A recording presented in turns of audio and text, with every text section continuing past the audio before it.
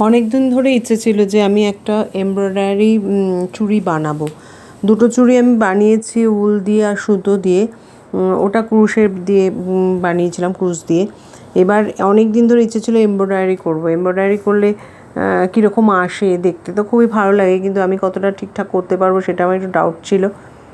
তারপরে আমি যাই হোক ওই কিছু চুড়ির বেসগুলো কিনেছিলাম, আমি অনেক দিন আগেই কিনেছিলাম। তো বার করলাম, সেই বার করে এবার টুকরো কাপড় আমার প্রচুর আছে, এদিক ওদিক থেকে জোগাড় করে রেখেছিলাম এইসব বানাবো বলেই। তো আমি মারুন কালারের এটা দেখলাম, সেই কুচকে মুচকে ছিল, সেটাকে আমি আয়রন করলাম, করে এবার লাগালাম, দেখলাম ঠিকঠাকই আছে। ওই সরু করে কেটে নিয়ে তারপরে পেঁচাতে হবে, পেঁচিয়ে নিয়ে তারপরে এবার আঠা দিয়ে 2-4 জায়গায় আঠা দিয়ে লাগিয়েছি। এবার এটার উপর কাজ করলে আঠার দাগটা বোঝা যায় না।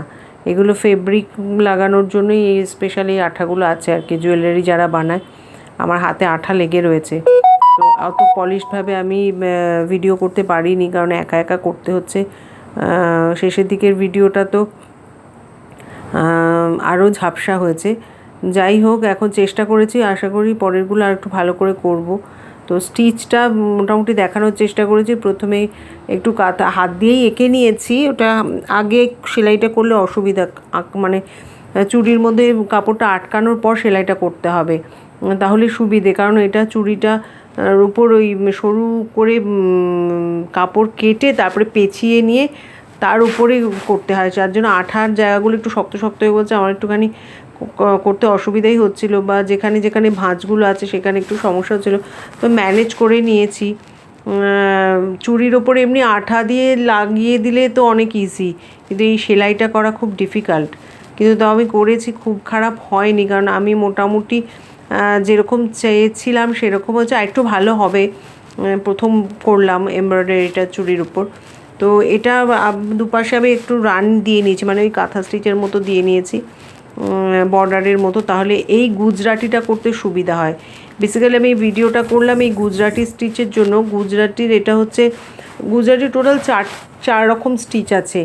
এটা আমার মনে হচ্ছে এটা প্রথম টাইপ অফ স্টিচ। 4 রকম, এই 4 রকমের স্টিচ যদি শেখা যায় তাহলে কিন্তু গুজরাটির যে কোনো ডিজাইন করা যায়।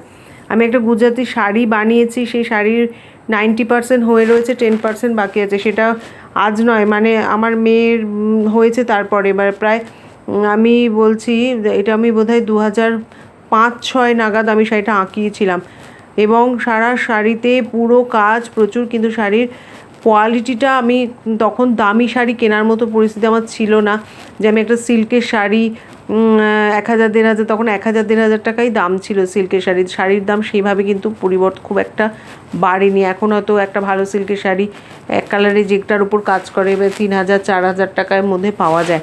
তখন আমার মনে আছে 1-1500 টাকা, তো আমার 1-1500 টাকা দিয়ে একটা শাড়ি 1-1500 টাকা দিয়ে কিনবো বা কিনিনি সেই সময়, সেটা নয়।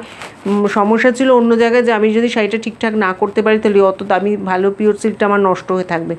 তো সেই কারণে আমি একটা সস্তার কম দামি সুতো দিয়ে কম দামি মানে শাড়ি নিয়েছিলাম, এক কালারের, একটা ব্লু কালারের শাড়ি। তার মধ্যে আমি সাদা সুতো দিয়ে, আমি একবার ছবিও দিয়েছিলাম ফেসবুকে, সাদা সুতো দিয়ে আমি পুরো গুজরাটি করেছি, এবং ভরাট কাজ। ওই শাড়িটা যদি আমি সিল্কের উপর করতাম, শাড়িটা অনেক, মানে 10-15 হাজার টাকা দাম হয়ে যেত আজকে, এবং শেষও করে ফেলতাম হয়তো। কিন্তু এখন ওই মেটেরিয়ালের শাড়ি তো আমি পরবো না, আমি পরি না ওই ধরনের মেটেরিয়ালের শাড়ি। তো আমি জানি না শাড়িটা কী করব, ভাবছি কোনো সময় একটু ফ্যান্সি পর্দা বানিয়ে মেয়ের জন্য রেখে দেবো, কারণ শাড়িটা এত 90% শাড়িটার কাজ আছে, এবং প্রচুর কাজ, ঠাসা কাজ। আমি একবার ফেসবুকে দিয়েছিলাম যে এটা কী করবো, আমাকে 2-1 বলছে এটা মেখলা করে না। মেখলা টেকলা আমি পরি না, আমার মেয়েও পরে না, আমার মেয়ে খুব একটা ট্রেডিশনাল পরতে পছন্দ করে না।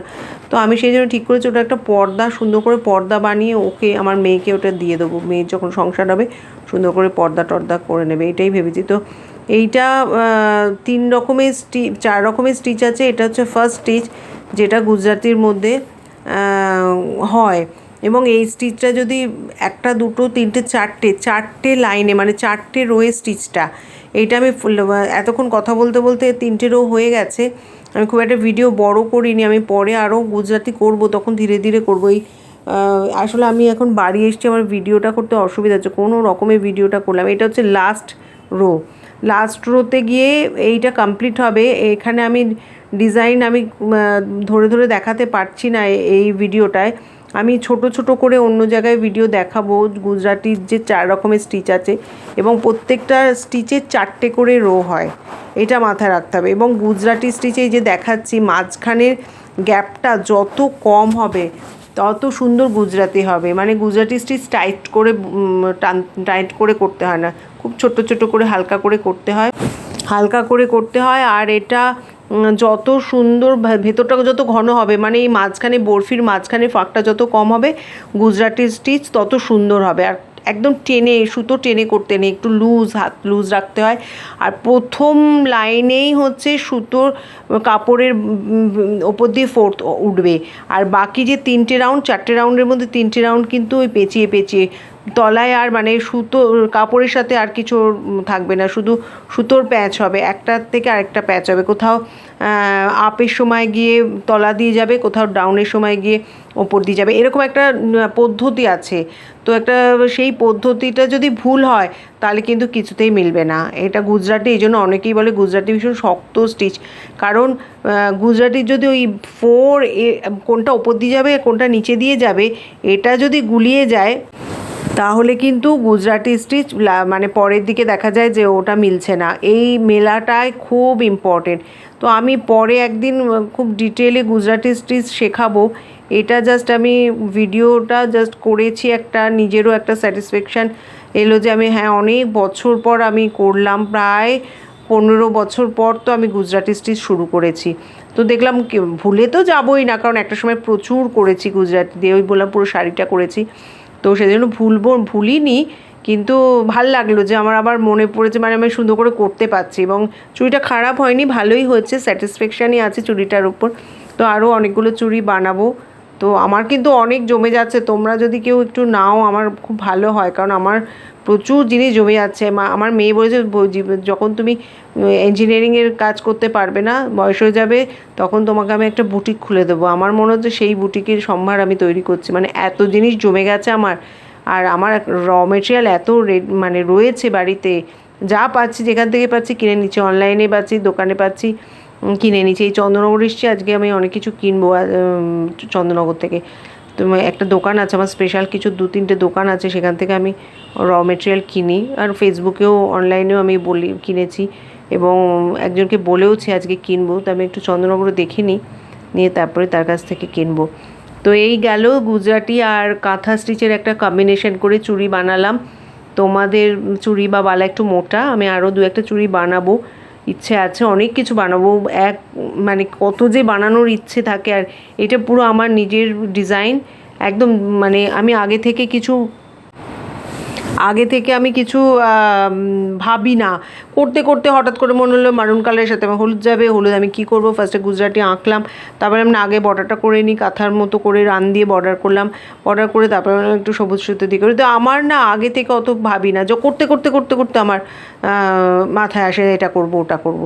তো এই আর যখন যেটা করব মনে করি আমি সেটাই করি। এবার এক্ষুনি আমার চুড়িটা ইচ্ছে হচ্ছে, আমি চুড়িটা নিয়ে বসে গেলাম, রাত্রির 1টা-1:30 বেজে যাচ্ছে, মানে যা তা অবস্থা।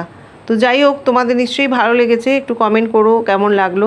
আমি প্রচুর আইডিয়া মাথার মধ্যে গিজগিজ করে সারাক্ষণ আমার।